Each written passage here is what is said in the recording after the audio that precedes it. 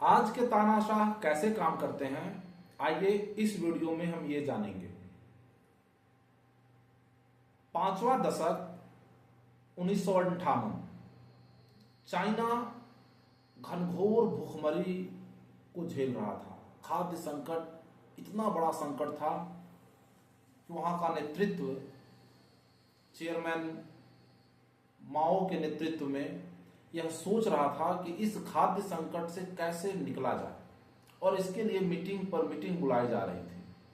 उसी में से एक मीटिंग में किसी ने सुझाव दिया कि अगर हम कुछ कीट पतंगों को, गौरैया को, चूहों को मार दें तो वो जो एक साल में जितना अनाज खाते हैं वो इतना टन होगा। उन्होंने पूरा कैलकुलेशन करके उस मीटिंग में बताया कि हम पूरे साल में अगर इन जानवरों को मार दें तो इतना टन अनाज को बचा सकते हैं, और ये अनाज वहां पर काम आएगा जहां पे लोग भूखमरी से जूझ रहे हैं।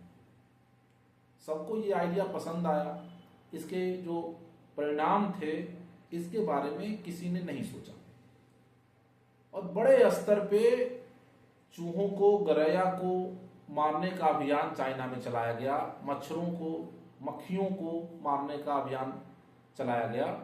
जो गौरैया को मारने का अभियान चलाया गया वो बड़ा दिलचस्प है।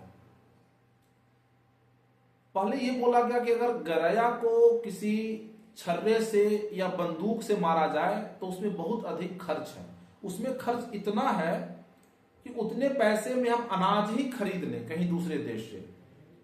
तो उसको मारने के लिए वहां के इंजीनियरों ने एक ऐसा सस्ता उपाय खोज निकाला कि एक छोटा सा मशीन हर खेत में इंस्टॉल कर दिया गया, जो एक खास तरह से आवाज करते रहता था, जिसकी वजह से गौरैया उड़ते हुए किसी भी खेत के फसलों पर नहीं बैठ पाती थी, हमेशा उड़ते रहती थी। और एक समय ऐसा आता था कि उड़ते उड़ते थक के गिरकर मर जाती थी। इस अभियान के तहत लाखों गौरैयों को मार दिया गया। हालांकि बाद में जब ढेर सारे गौरैयों को मार दिया गया तो एक दूसरी समस्या खड़ी हो गई कि टिड्डों की संख्या बढ़ गई और वो गौरैया से ज्यादा अनाज खाने लगे। और माओ के नेतृत्व में बाद में इस नियम को खत्म कर दिया गया और दूसरे देशों से गौरैया को मंगवाकर उसकी संख्या बढ़ाई गई देश में, ताकि एक संतुलन कायम हो। लेकिन इस अभियान से ठीक उसके बाद के दशक 60 के दशक में एक तानाशाह ने सीख ली। वो तानाशाह था युगांडा का ईदी अमीन, जो वहां के सेना में बावर्ची था। बाद में उसी सेना में वो जनरल बना और वहां का आगे चलकर तानाशाह बना।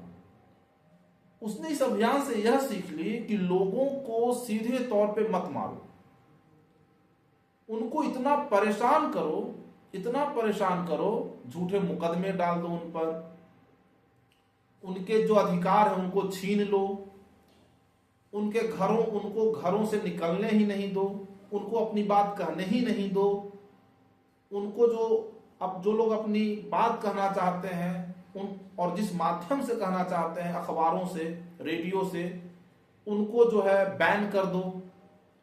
और इतना परेशान करो कि लोग खुद ब खुद थक जाएं, मर जाएं अथवा देश छोड़ के चले जाएं।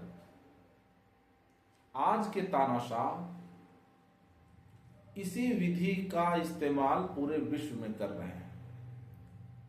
वे जानते हैं कि अगर हम सीधे तौर पे लोकतंत्र के रखवालों को, सच बोलने वालों को, सरकार से सवाल करने वालों को, उनके जो अलग अलग कार्यपालिकाएं हैं, न्यायपालिकाएं हैं, उनसे सवाल पूछने वालों को अगर वो सीधे तौर पे मार देते हैं तो सत्ता को बनाए रखना नामुमकिन हो जाएगा।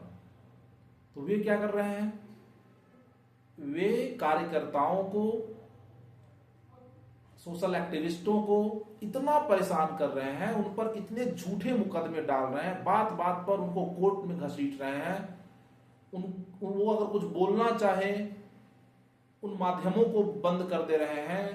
राताराती यूट्यूब के चैनल बंद हो जा रहे हैं, फेसबुक के पेज सस्पेंड हो जाता है, ट्विटर सस्पेंड हो जाता है। लोगों को इतना परेशान कर दिया जाता है कि आपके पास उतना पैसा रहेगा नहीं कि आप जाके केस लड़िएगा, क्योंकि आपको घर भी देखना है। और अगर आप केस देख भी लिए तो और कई तरह के झूठे षड्यंत्रों में आपको फंसा के परेशान कर दिया जाएगा, और उसके बाद आपको इतना थका दिया जाएगा कि आप चुप हो जाएंगे। और अगर तब भी अगर चुप नहीं हुए तो उन्हीं कारणों के कारण आपको जेलों में कैद कर दिया जाएगा।